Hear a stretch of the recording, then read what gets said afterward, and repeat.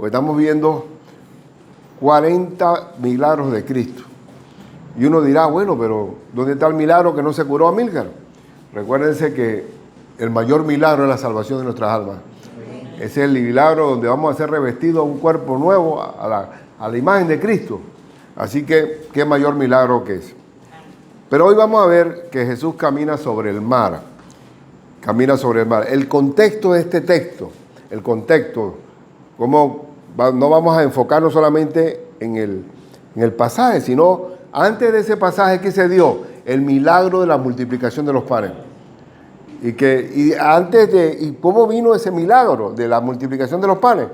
Porque los discípulos se habían ido de dos en dos en aquel primer viaje misionero y fue tal impacto que la gente los buscaba y que ellos querían contarle a Cristo los testimonios de aquel viaje misionero y no podían hablar porque era por todos lados que había gente. Y dice Cristo, bueno, vámonos a un lugar de retirado. Y tomaron la barca y se fueron a un lugar apartado. Y resulta que cuando llegaron allá, la gente los había divisado y se fueron a pie. Y llegaron primero. Mire, cuando uno quiere buscar a Dios, no hay obstáculos. Y cuando Cristo se baja, vio aquella multitud, que eran como 5,000 personas, porque no había, sin contar, mujeres y niños. Y se dio la multiplicación de los panes, porque Cristo comenzó a enseñarles. ¿Por qué les comenzó a enseñar? Porque los vio como ovejas que no tienen pastor. No tienen pastor. Entonces Él comenzó a enseñar, y después pensó, porque lo primero que uno recibe es el alimento espiritual. Porque no solo de pan vive el hombre, sino de toda palabra que sale de la boca de Dios. Así que cuando uno está reflexionando y meditando y reteniendo en el corazón un texto bíblico, está alimentándose. Entonces, ya ustedes saben bien, y vimos el milagro ese, ya hace tiempo que no nos vemos viernes, ¿verdad? El último viernes que estuve, vimos el milagro de la multiplicación de los panes, que dice que comieron, se saciaron, o sea, repitieron, y sobraron 12 grandes cestas. Muy bien, después que terminó todo eso, que debió ser algo supremamente grande, busca usted tratar por ejemplo, que a veces hay 1,000 entre nosotros, un ejemplo, y es un gentío. ¿Cómo será 22,000? Porque esa gente eran de tener varios hijos. Era 5,000 hombres, sin contar mujeres y niños. Es decir, por lo menos había 22,000 personas. Porque esa gente, las mujeres eran paridoras. Bueno, entonces, después de tanto reparto de comida y todo, en aquel lugar desértico se acabó. Entonces, ¿cómo estaban esos discípulos? Venían agotados del primer viaje misionero. Segundo, se quedaron oyendo a Cristo toda la enseñanza, después el reparto de comida. Y llegó la noche. Entonces, ¿qué le dice Cristo? Bueno, crucen el lago y nos vemos allá. Y él se quedó solo orando. Eso es lo que quiero destacar. ¿Cómo se dio el milagro? Vamos a ver, aquí tengo un campesino. ¿Cómo está ese machete? ¿Cómo lo ven ustedes de lejos? Bien afilado. ¿Qué significa eso? Lo voy a explicar. Si tú agarras un machete, bueno, aquí ustedes, ¿quién ha tocado? ¿Quién usó un machete aquí? Ah, mira, yo pensaba que eran más congos, más citadinos. Está bien. El machete, si tú lo usas que al usarlo, ¿qué va a perder? El filo. Tienes que detenerte y afilar. Y para nosotros los creyentes, ¿dónde uno se afila? En la oración. Y en la oración. Si tú no te detienes a orar, te desgastas, pierdes el filo. Entonces, cuando uno está macheteando con un machete no afilado, está haciendo el doble de esfuerzo. El doble de esfuerzo y poco resultado. Hasta que se da el filo, igual el machete corta bien, pues. Entonces, ese afilar el machete es la oración. Porque nosotros vamos a estar entre circunstancias de la vida difíciles y siempre tenemos que detenernos a afilar el machete en la oración.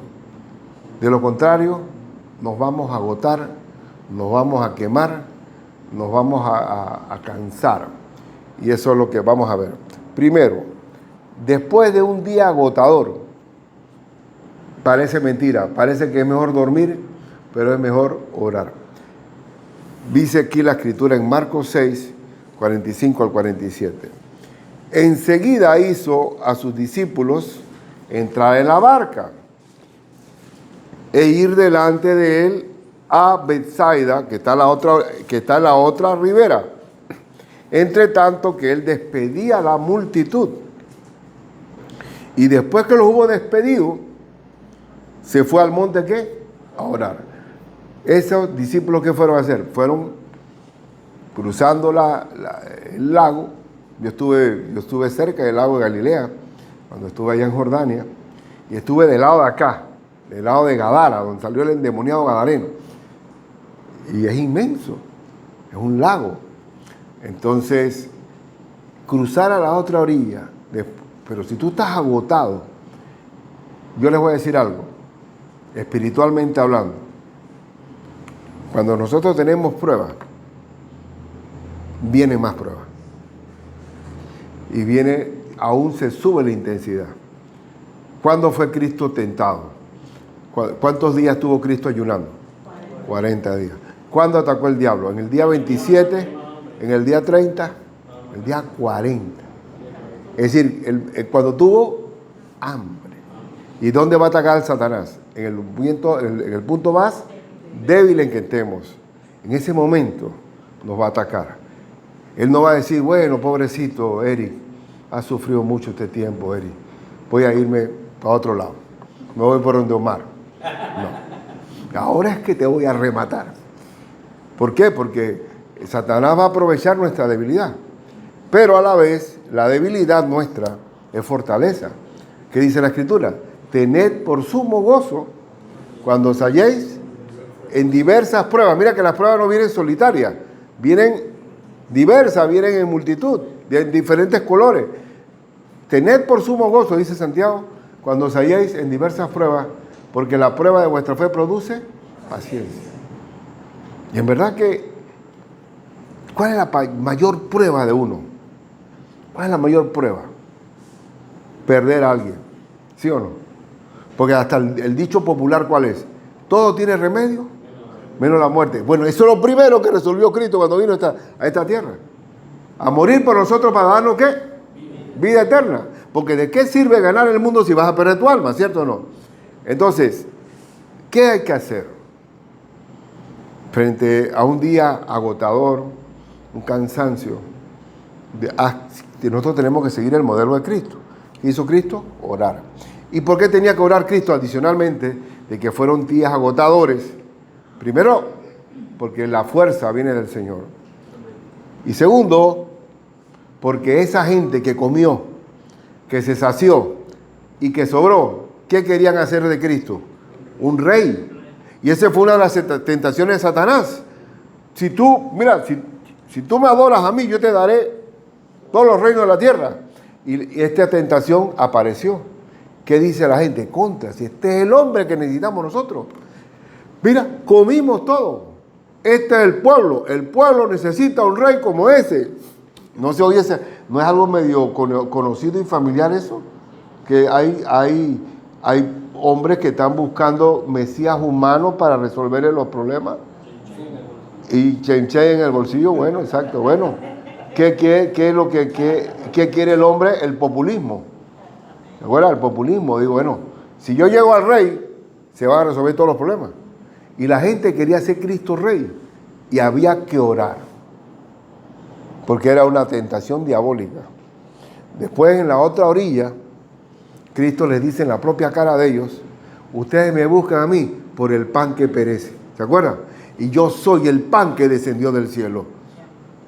Yo no vengo aquí a ser un cristiano de arroz. Vengo a dar vida. Y vida en abundancia. Y ustedes me buscan a mí para pan para ahora y hambre para mañana. ¿Y qué pasó con la gente cuando oyó eso? Dice, tienen que comer mi cuerpo y mi carne y beber mi... Contra, dice. Hicieron enseguida, oye, ¿qué es esto? ¿Un antropófago? ¿Esto qué es? ¿Un caníbal? Y dice que la gente comenzó a huir. Y le dice Pedro, bueno, Señor, mira, se está yendo la gente. ¿Y qué dijo Cristo? ¿Acaso queréis iros también vosotros? Váyase. Porque el Rey de Reyes es Cristo mismo. El pan que descendió del cielo es Cristo Jesús. Bien, pero la primera reacción ante el agotamiento, ¿cuál es? Orar.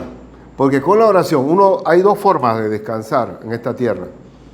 Cuando duermes, que cuando tú duermes se resetea todo el cansancio, toda la desconfiguración que hay en el cerebro. Pero si tú encima no duermes y no oras, tu día va a ser pésimo. Pésimo. Porque dice que en paz me acostaré y así mismo dormiré, porque solo tú, Jehová, me hace vivir confiado. Entonces el sueño lo da Dios, ¿no? Dice el proverbio, entonces andarás confiadamente, ¿no? Entonces andarás por tu camino confiadamente y tu pie no tropezará. Cuando te acuestes no tendrás temor, sino que te acostarás y tu sueño será grato. No tendrás temor de pavor repentino, ni de la ruina de los impíos cuando viniere, porque Jehová será tu confianza y Él preservará tu pie de quedar preso. Me lo sé de memoria como si fuera una poesía, porque esto es una realidad. Cuando tú retén el consejo, oye el consejo de Dios y reténlo en tu corazón, porque ahí está tu vida. Así dice el proverbio, ahí está tu vida. Porque ¿de dónde emana la vida? De toda cosa guardada, guarda tu corazón, porque de él mana la ¿qué? La vida. Y mi vida vive apoyándome en el consejo de Dios, en su palabra viva. Entonces, ¿qué hizo Jesús? Se puso a orar. Dice que, y después que los hubo despedido, se fue al monte a orar. ¿Estaría cansado Cristo para orar? Hermano, yo estoy seguro, ahí es un asunto, acuérdense que la carne es débil, ¿cierto? El espíritu está dispuesto, pero la carne dice tengo sueño. ¿Ah? Entonces cuando Cristo estaba, quédense, oye Juan, ven acá Juan, Jacobo, Pedro, ustedes que son del círculo cero mío, vengan a orar conmigo porque lo que viene es serio. Monte de Getsemaní, va a enfrentarse a la cruz. Oren conmigo, muchachos. Dele. Dormido estaban. ¿Por qué se durmieron? Eso, porque el médico Lucas dice que ellos se durmieron a causa de la tristeza. La carne es tan débil que tú puedes usarlo como una excusa para dormirte. Como la carne no quiere orar, te duerme como un barbitúrico. Pero en verdad, nosotros renovamos nuestras fuerzas con la oración, ¿sí o no? Dice que la oración, dice que Él da esfuerzo al cansado y multiplica la fuerza al que no tiene ninguna. Los muchachos se fatigan y se cansan, los jóvenes flaquean y caen, pero los que esperan a Jehová tendrán nueva fuerza. ¿De dónde viene el vigor? Pero los discípulos, que eran pescadores formados, recios, se encontraron con este viento contrario ahora. Ellos se fueron, pero ¿cómo venían? Agotadísimos. Ellos venían agotados desde el primer viaje misionero, desde el tiempo que tuvieron ahí recibiendo enseñanza de Cristo, con la multiplicación de los panes. Pero Dios dice aquí en la Escritura, y al venir la noche, la barca estaba ¿dónde? En medio del mar y él solo en tierra. Cristo no estaba en la barca, estaba ¿dónde? En tierra orando. ¿Y qué pasa cuando no tenemos a Cristo dentro del barco de nosotros? No hay forma de salir del hueco. Estamos en un callejón sin salida, ¿sí o no? Ellos quedaron en el medio de la tierra, en medio del mar. Y decir medio del mar, no avanzaron nada. Y vamos a seguir leyendo. Entonces, pero la primera enseñanza es, ante un día agotador, día agotador o no día agotador, ora. ¿Cómo hay que orar? Dice la Escritura, orad sin cesar. ¿Qué debe ser sin cesar? necesitamos orar como respirar. Como respirar. Entonces, la oración es como afilar el alma para el combate. Porque cuando tú oras, Dios te cubre con su armadura, ¿verdad? La armadura del soldado. Y Eclesiastés tiene un texto sobre afilar el machete, el afilar el hacha. En Eclesiastés 10:10 dice, si se embotara el hierro, es decir, se oxidara el hierro, y su filo no fuera amolado, amolar es quitarle el óxido, ¿tá? Hay que añadir entonces, ¿qué? Más fuerza. Porque entonces si el machete no se afila con la oración, no cortas nada. Estás gastando fuerza por gusto. Y dale, y tienes que darle 20 machetazos a una rama, pero si está afilado, un solo corte. Entonces ahí es donde dice, ¿no? Pero la sabiduría es provechosa para dirigir. El Señor nos da la fuerza, lo digo honestamente. Y el consuelo que tengo yo como pastor, que gané. Acuérdense que yo no acepto resoluciones, la lamentable pérdida de fulano, de tal. Y te acuerdan esas resoluciones de duelo, que muerto, malo ninguno, todos tienen una cosa buena que decir. Pero no es la lamentable pérdida. Yo tengo el consuelo de Dios, te lo digo honestamente. Eso no es humano, eso es espiritual. Es espiritual porque Dios te da el convencimiento a mi espíritu de que mi hijo está con él. Eso es algo. ¿Por qué? Porque la palabra, ¿cuál es la espada del espíritu? La palabra. Y la palabra dice que no se entristezcáis como aquellos que no tienen esperanza. Que aquellos que partieron, tú lo vas a volver a ver. ¿Sí o no? Bien, entonces vamos a seguir. Está cortito, son cortitos. Yo sé que es de noche, y ya de noche te está en la última rayita del celular ahí, pero vamos a darle. Segundo, Dios, miren ustedes, Dios es el primero en darse cuenta de la fatiga y nos anima. Él es el primero. Y vamos a ver, dice, ¿dónde está Cristo? En la orilla, orando. ¿Y dónde está? Se fue a un monte a orar, ni siquiera está en la orilla, a un monte a orar. ¿Y los discípulos dónde están? En la mitad del lago, ¿cierto? Entonces, ¿cómo Cristo se da cuenta del páramo que están pasando sus discípulos? Dice, y viéndoles remar con gran fatiga. Es decir, que no hay manera de avanzar. Dándole, y el viento contrario. Porque el viento les era contrario. Cerca de la cuarta vigilia de la noche, es decir, la cuarta vigilia es ya las últimas horas, 4 de la mañana, y todavía están en la mitad, y no avanzan, fatigados, viento contrario. Pero ¿dónde está Cristo? Está fuera de la barca, no está dentro de la barca. Por eso que tenemos que asegurarnos en todo emprendimiento que tengamos, a poner a Cristo al timón del barco nuestro. Hay que hacerlo inmediatamente.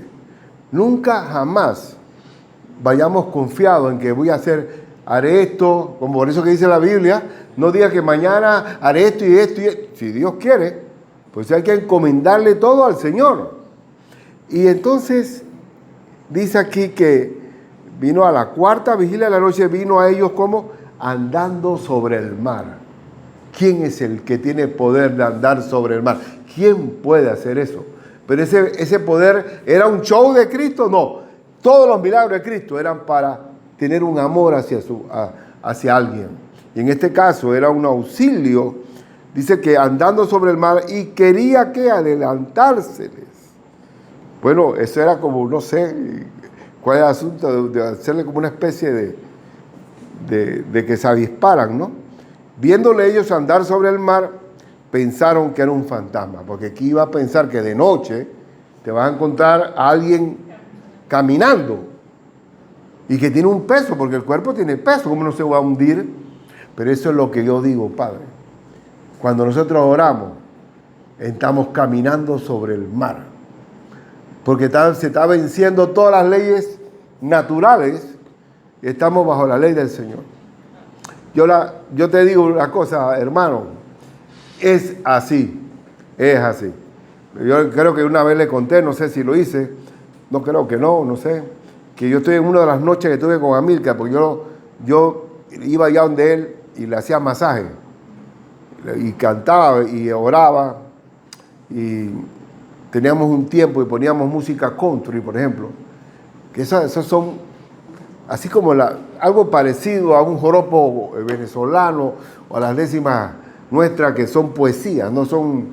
Entonces había una que hablaba de ir al cielo, de que cómo yo me estoy preparado para recibirte, Señor. Y Amilcar se entusiasmó tanto, él estaba así en la cama, yo sentado al lado, en una silla, dice, ven acá, dame un abrazo, papá. Abrázame y siéntate aquí al lado mío, porque me voy con Cristo, papá. Me voy con Cristo y me da un abrazo. Siéntete bien, papá, que Dios me habló con este canto. Verdaderamente, y ahí me lo mandó un hermano. Y yo voy a ver si un día se los pongo. Vamos a hacerlo, porque en verdad es lindísimo. Es como el camino hacia el cielo, ¿no? Entonces, esa convicción espiritual, esa fortaleza solamente la da el Señor. No hay otra manera, hermano. No hay otra manera, solamente el Señor. Yo sé que voy a ver a mi hijo de nuevo. Y yo quiero transmitirle a ustedes. Por eso el cristiano no tiene luto. No hay luto porque para mí el vivir es Cristo y el morir es ganancia. Muy bien. Pero dice, vamos a seguir leyendo. Y gritaron pensando que era un fantasma, porque todos le veían y se turbaron. ¿Pero por qué te turbas? Tú te turbas cuando tú no puedes ver que esto es natural. Como nosotros que somos marineros, va a haber una persona caminando sobre las aguas. Solamente el Señor puede hacer eso. Y por eso, entonces aquí vamos a seguir leyendo, y se turbaron, pero enseguida habló con ellos y les dijo, tened ánimo, yo soy, no temáis. ¿Cuántas veces aparece en la Biblia el término no temáis? ¿Saben cuántas? 365 veces. ¿Qué será eso? Siempre va a haber un temor cada día, ¿verdad? No temáis, aparece 365 veces. Y aquí dice, tengan ánimo, soy yo, no teman. Qué belleza.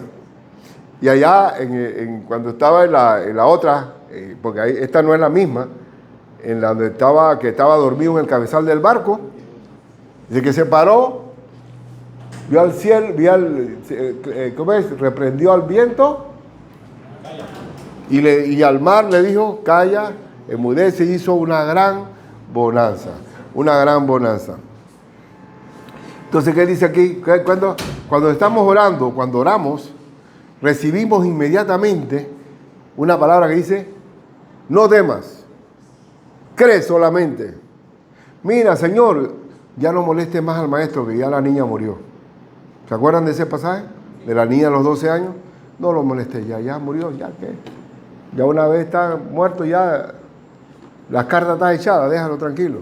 Digo, ¿y qué le dijo Cristo al no temas? Cree solamente. Cree solamente. Pero esa palabra es importante tenerla presente. Tener ánimo. ¿Quién es el que da el ánimo? El Señor. El Señor. El Señor. Y por eso les digo, miren, bueno, en el trabajo de Amilcar hubo como una especie de soporte psicológico a los familiares, ¿no? Ellos se portaron muy bien. Ese trabajo de Amilcar era una iglesia, oye. Una cosa muy hermosa. Un soporte psicológico para apoyarlo. Yo, verdad, no fui. ¿Pero por qué no fui? ¿Porque yo menosprecio a los psicólogos? No. ¿Sabe por qué? Porque el que consuela es el Espíritu Santo. Por eso se llama el Consolador, ¿verdad? El Espíritu Santo nos consuela en todas nuestras tribulaciones para que también podamos nosotros consolar a aquellos que están pasando por igual circunstancia de tribulación. Yo soy consolado para consolar. A mí no me puede consolar a alguien que no ha sido consolado por el Espíritu. Perdonen, pero ¿es así o no? Entonces, el consuelo lo da el Señor, lo da el Señor. Entonces, quiero ver que ahí hay un pasaje donde viene Pedro ahora en esta misma circunstancia y camina sobre las aguas también. Es bonito este pasaje. Vamos a ver la parte esa. pero este está en Mateo 14, 27 al 33.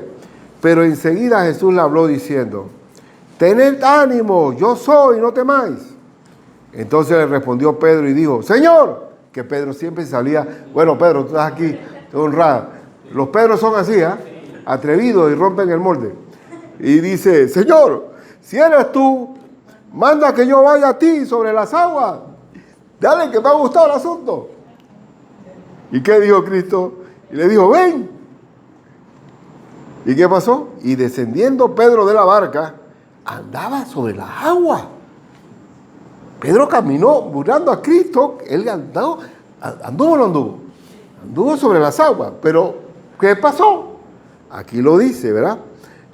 Anduvo sobre las aguas para ir a Jesús. Pero al ver el fuerte viento, tuvo miedo y comenzando a hundirse, dio a voces diciendo: Señor, sálvame. ¿Dónde perdió el caminar sobre las aguas? Cuando vio las circunstancias, cuando perdió la vista de Cristo y digo: contra, pero esto está, oye, esto... Y comenzó a hundirse, es decir, a ahogarse y todo. Entonces uno se pone a ver que cuando miras a Cristo, no mires para otro lado. Enfócate en Él, poner la mira en las cosas arriba, ahí, con Él, ahí. No pierdes la concentración ahí, el enfoque. Y ahí está. Dice que Pedro, y miren que el Señor lo reprende a Pedro, dice: al momento Jesús extendiendo la mano, él arriba, caminando, asió de él y le dijo: hombre de poca fe. ¿Ah? Hombre de poca fe.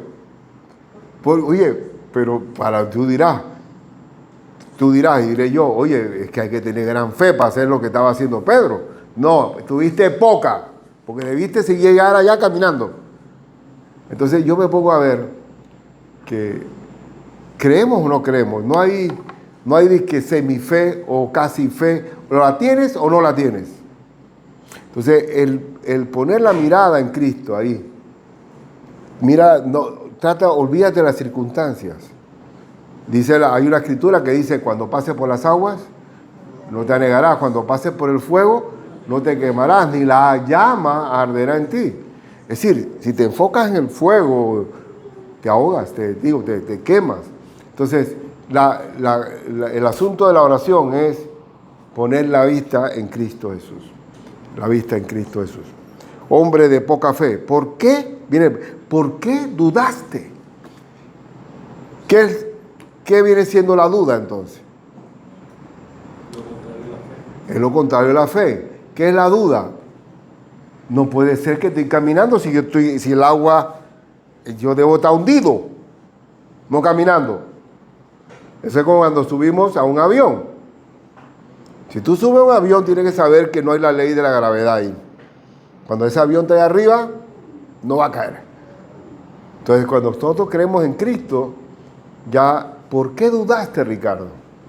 Porque cuando hay una duda, ni siquiera cuando vas a la guerra como soldado, si tú vas a la guerra y tú vas a pensar que te van a meter un tiro, ya estás listo. No hay cuarto para la duda en la mente de un soldado, porque la duda mata al soldado, la duda arruina la misión. Y así mismo con Cristo: Señor, yo confío en ti, aunque las circunstancias digan lo contrario. Entonces, ¿por qué dudaste?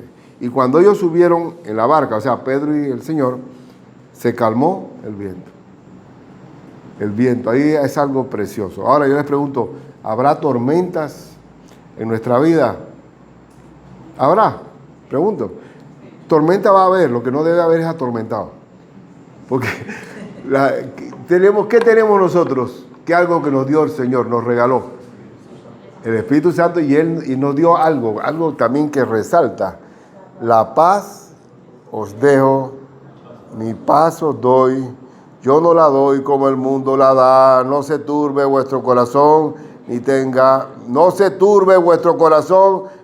miedo. ¿Cómo yo sé que está Cristo conmigo? Porque tengo paz. Y se calmó el viento. Entonces los que estaban en la barca vinieron y le adoraron. diciendo verdaderamente eres hijo de Dios. Aleluya. Entonces, hermanos, en el nombre de Cristo, esta es la reflexión. Ante la primera reacción de salir, bueno, lo mejor que de salida, asegúrate que Cristo esté en la barca.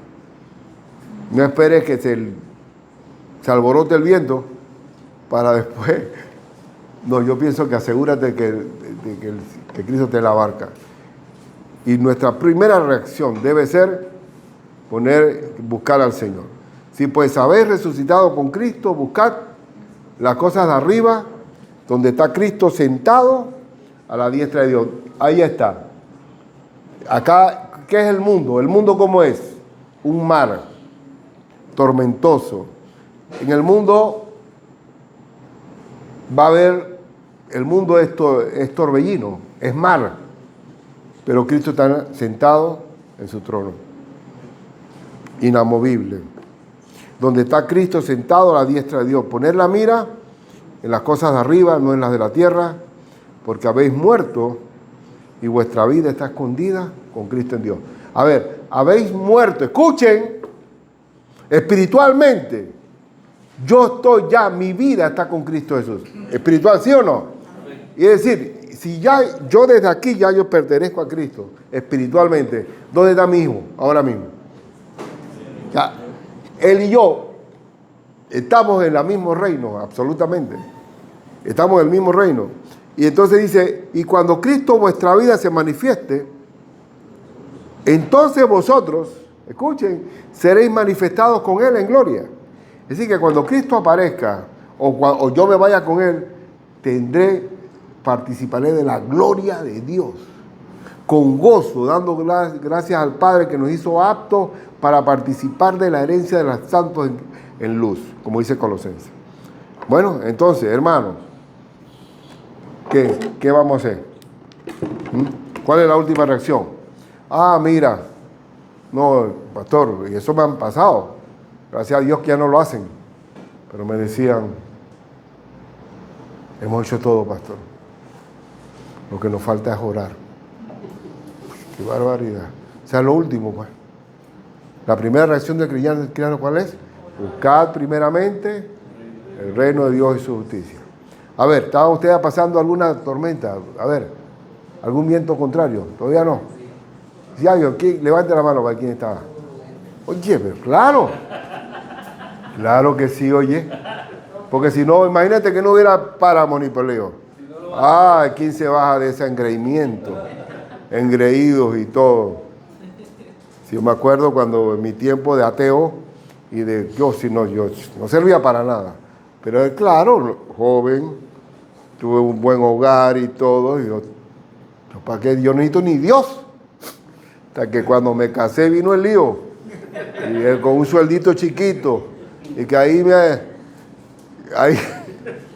y mi papá que me entrenó que diciendo, tú cuando te cases arréglate tú. A mí no me vas a pedir para mi cheque jubilado. Bueno, hermano, es una broma, ¿no? Pero vamos a tomarlo. A ver, ¿quiénes alzaron la mano? Bueno, pero todos tenemos una prueba. Todos tenemos una prueba.